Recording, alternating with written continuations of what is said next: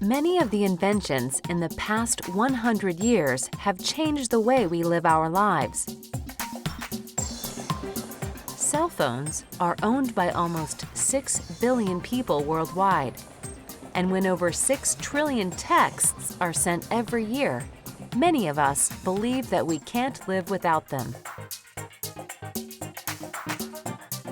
People are always trying to think of the next big invention that's going to change the world. But for some inventors, this doesn't mean designing a new phone app or building a smaller, quicker, lighter computer. For some inventors, it's about looking at what everyone really can't live without. Emily Cummins is a young inventor who is looking for new ways to help people. She started inventing at a very young age. At the age of 4, my granny gave me a hammer. I used to spend hours with him in his shed at the bottom of the garden. As I got older, he would teach me about the different properties of materials and how to use the tools and the machinery in his shed. While she was still at school, Emily designed a new type of fridge. But her fridge doesn't look like the ones that most of us have in our kitchens. It's designed to be used in areas where there isn't any electricity. I realised that people in Africa weren't able to store food and medicine because they didn't have access to electricity or refrigerators. I spent a lot of time researching how to redesign the refrigerator. The design was very simple. A small cylinder inside a larger one. You put your food or medicine in the small cylinder. Between the 2 cylinders, you put some material that stays wet like sand or soil. In the sun, the fridge then sweats just like a person. The water evaporates and pulls the heat out of the small container, and the contents stay cool.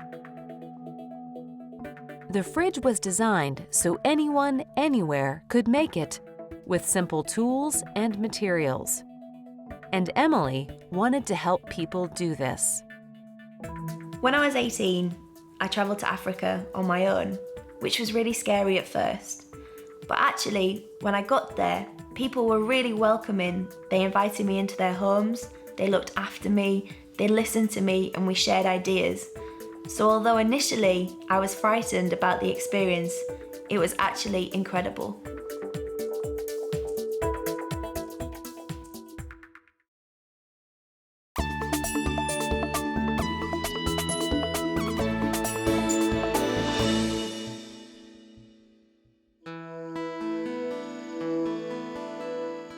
No one can live without water.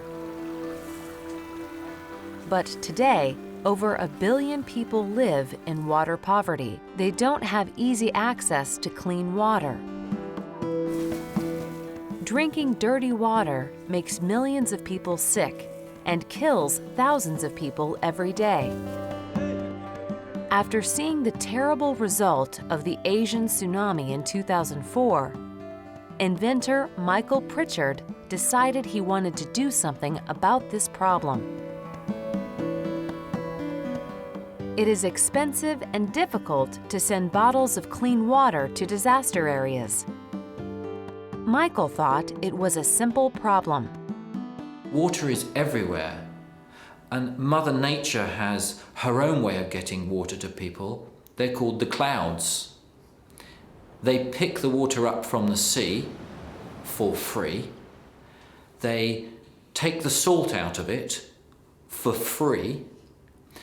They transport it hundreds of miles for free, and then they dump it on the mountains and the rivers and the streams. And where do people live? Near water. So, Michael Pritchard invented the Lifesaver water bottle. Using a special filter, the bottle can clean any water, making it safe to drink.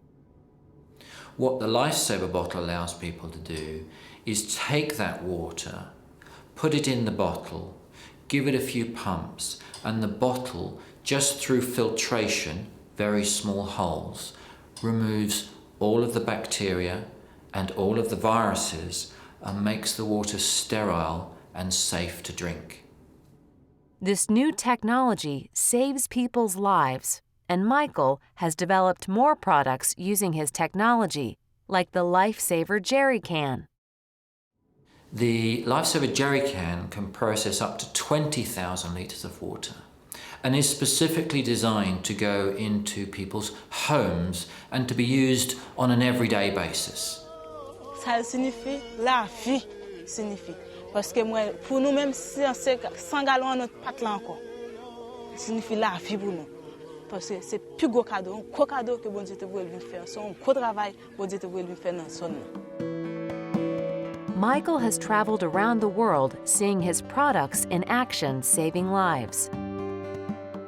We do many projects around the world to help people who do not have access to clean drinking water, whether that be in Malaysia or in Haiti or in Pakistan or in India. We do lots of projects around the world to make sure that people have access to clean water, not just for a day or for a week, but for life.